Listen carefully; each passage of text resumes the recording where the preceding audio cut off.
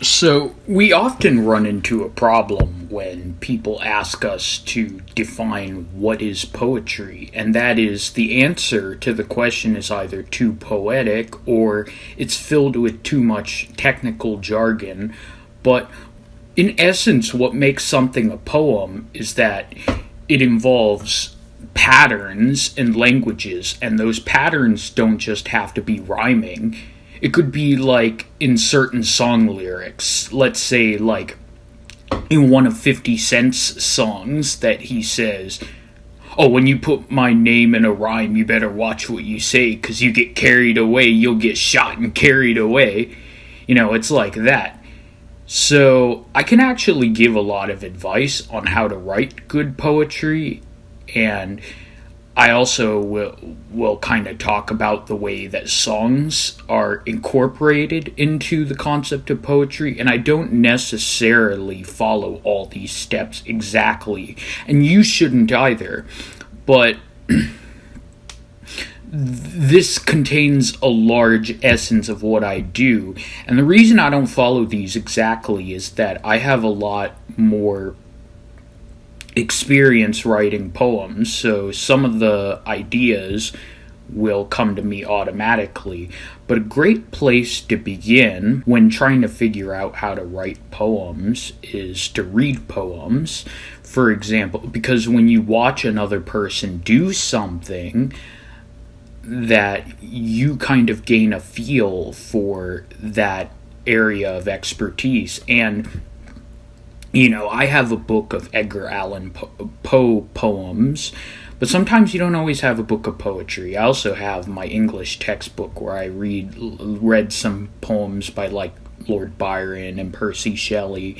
But a great place to get started is to look at song lyrics, because you notice that a lot of really old songs, like classical music, are just instruments, but something interesting that became more prevalent in the 20th century is that they started incorporating lyrics into music. Like, they started writing poems together with the songs. And at first, you should just pay attention to the rhyme scheme. You can write pretty great poems with that on its own. You don't need to consciously be trying to absorb the other concepts yet. And, even as a beginner, you may accidentally use some poetic techniques without even realizing it. But as you have more experience breaking down the rhyme schemes, for example, that it's like this line says attire, this line says ban, this line says wire, this line says understand, so it rhymes in a certain pattern, right? You'll also notice that the amounts of syllables in the different lines will also follow a pattern, like, oh, this has 5 syllables, this has 7 syllables, this has 5, and it can be like any number depending on what rhythm you're going for. You'll notice an even amount of rhymes will sound right, but sometimes an odd amount of rhymes will cut off the flow really wrong. For example, that fire, wire, tire, desire will flow evenly, but fire, wire, and tire will sound choppy and uneven,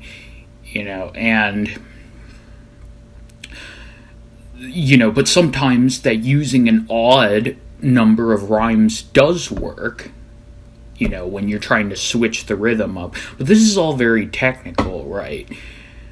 The next part involves being able to write good poetry, and I think it's important to kind of understand this because it allows you to express yourself really well. See, the great thing about poetry is that poetry has been universal to every human society and every time period. It's universal to every socioeconomic group because you don't need a pen and a paper to write poems, right? You don't need instruments. Hell, you don't even need to know how to read or write. All you need is a voice and the ability to speak words. And when you observe these words carefully, you can make awesome poems. When you only focus on the rhyming, that you actually are undermining yourself when you write poetry. The goal is not to focus on the rhyming. Something you need to keep in mind is that your mind will grow more unoriginal as you're more anxious at looking at yourself honestly. And you can't look at yourself completely, but you need a lot of introspection and being able to look at some of the uglier sides of yourself without fear.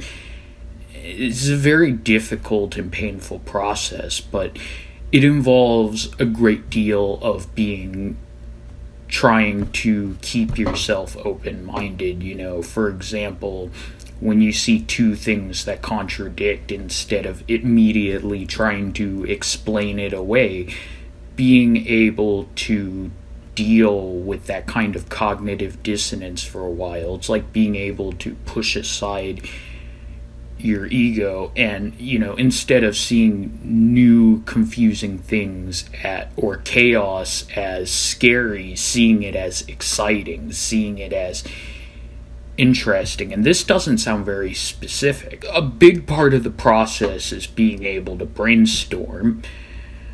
Just putting together random words that sound similar or are related somehow. Like you could be like, let's see, outcast, doubtcast, on the lake of fire, and it's like, what's next? Burning with desire. Maybe I am very tired, I am very weary, feeling quite dreary, something like that. And usually, though, for me at this point, I will start out with a line that I think sounds really good and just kind of continue from there.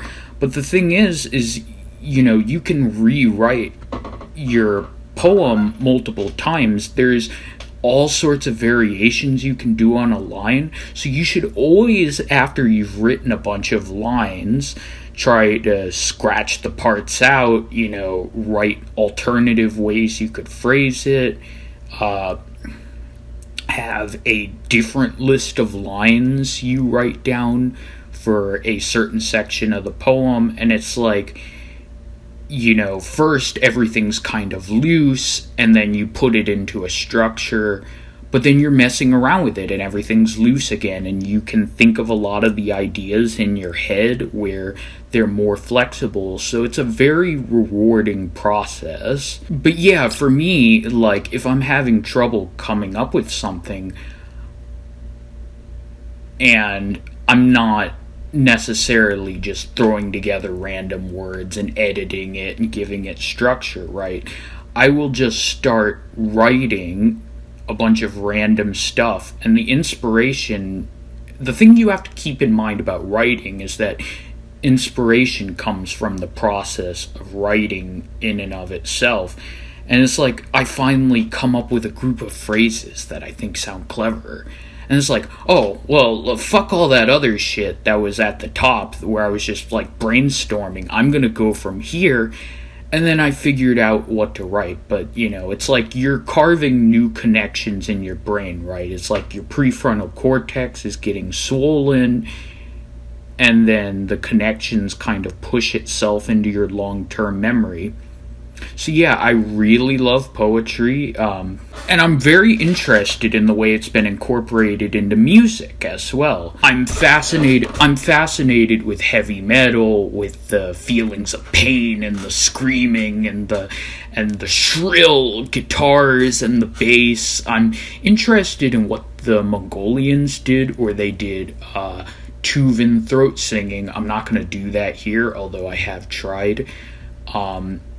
I actually can do it very well. I'm interested in rap, right? Because you need a guy to write down what he's thinking on a notebook, and it's like this very awesome process, right?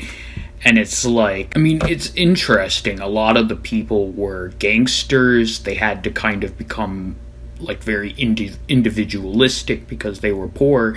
And what you need is you just need a guy to write the rap songs on like a notebook or something.